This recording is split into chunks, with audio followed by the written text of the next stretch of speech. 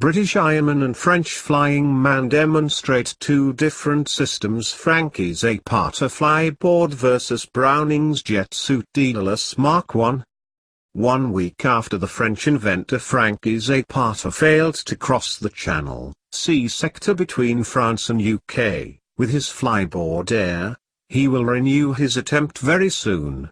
The British inventor, test pilot and former Royal Marines reservist Richard Browning has tested his jet-powered bodysuit over the water for the first time. Browning's jet suit, named Daedalus Mark 1, uses 6 tiny jet engines, 2 mounted on the wearer's back, with an additional 2 mounted on each arm, which allow the user to fly through the air in a controlled flight. The suit looks like something out of a Marvel movie. Browning jetted up and down a street, aided by a helmet equipped with a head-up display that provides him with some flight data and fuel usage, the same kind as Zapata's one. The first attempt performed by Browning has been successful. He had already demonstrated the potential of his jet-powered suit to the Royal Marines, joined them for amphibious landings and wowed the crowds at Yeovilton at the Fleet Air Arms annual show. This time, a small landing launch pad was set up on Dasher's forecastle as he leapt between the boat and 2 accompanying RIB speedboats buzzing around the Solent off Portsmouth Harbour at speeds of up to 20 knots. The trials proved that the suit works over a large body of water and that the pilot can land and take off with relative ease from boats or ships moving at speed, even with the limited space on the upper deck of a P2000 patrol vessel. Let's remind that Zapata failed to land on the moving boat where he had to take another backpack full of kerosene to complete his channel crossing. His Flyboard Air's reliability wasn't in cause at all. Being in command of Dasher while the Gravity Industries team were on board was very different and a new challenge which I was honored to take on, said Lieutenant Lauren Webber. Taking off and landing on the P2000 looked so easy, despite the ship traveling at 20 knots.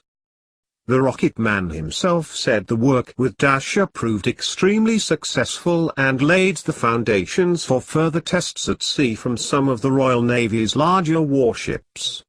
It was a pleasure testing our suit with the Royal Navy, offering a unique opportunity to achieve another milestone in the development of our technology, Richard added.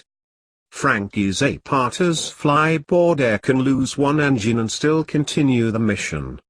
If 2 engines quit, the Flyboard Air will make a controlled descent. Independent engine electronics means any possible electronic failure can only affect 1 engine at a time and the Flyboard Air can still safely fly. Quick release boots mean the pilot can quickly let the Flyboard Air go away in case of an emergency water landing.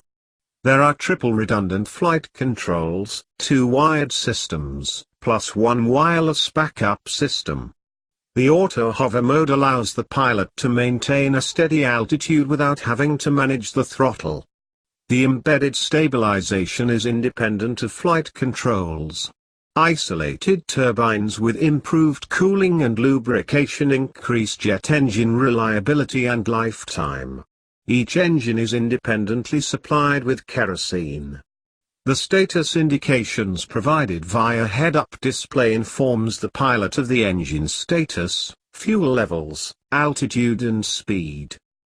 To conclude this overview of both systems, let's mention that the French one leaves the hands free, while the British one leaves the feet free.